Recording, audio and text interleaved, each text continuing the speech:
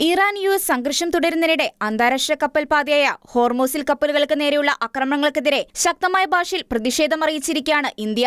അന്താരാഷ്ട്ര സമാധാനത്തിനും സുരക്ഷയ്ക്കും മിഡിൽ ഈസ്റ്റിലെ രാഷ്ട്രീയ പ്രശ്നങ്ങൾക്ക് പരിഹാരം കാണാനും വേണ്ടി കഴിഞ്ഞ ദിവസം നടന്ന UNSC ചർച്ചയിൽ ഹരീഷ് പർവതനേനി വർദ്ധിച്ചുവരുന്ന സംഘർഷത്തിലും അതിന്റെ പ്രത്യാഘാതങ്ങളിലും ആശങ്ക പ്രകടിപ്പിച്ചിരുന്നു.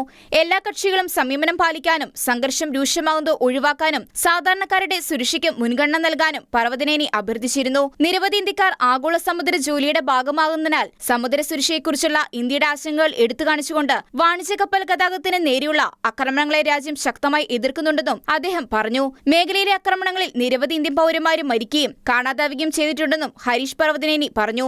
ഒമാൻ തീരത്ത് 24 ഇന്ത്യൻ ജീവനക്കാരുമായി പോയ വാണിജ്യ ടാങ്കർ സെറ്റബെല്ലോയ്ക്ക് നേരെയുണ്ടായ ആക്രമണത്തിൽ India US charge d' affaires Jason മിക്സിനെ ന്യൂഡൽഹിയിൽ വിളിച്ചു വരുത്തി ശക്തമായ പ്രതിഷേധം അറിയിച്ചതിന് മണിക്കൂറുകൾക്ക് ശേഷമാണ് പർവതനേനിയുടെ പരാമർശം. ഗൾഫ് മേഖലയിൽ ഏകദേശം 10 ദശലക്ഷം ഇന്ത്യക്കാർ താമസിക്കുകയും ജോലി ചെയ്യുകയും ചെയ്യുന്നുണ്ടെന്ന് പർവതനേനി ചൂണ്ടിക്കാട്ടി.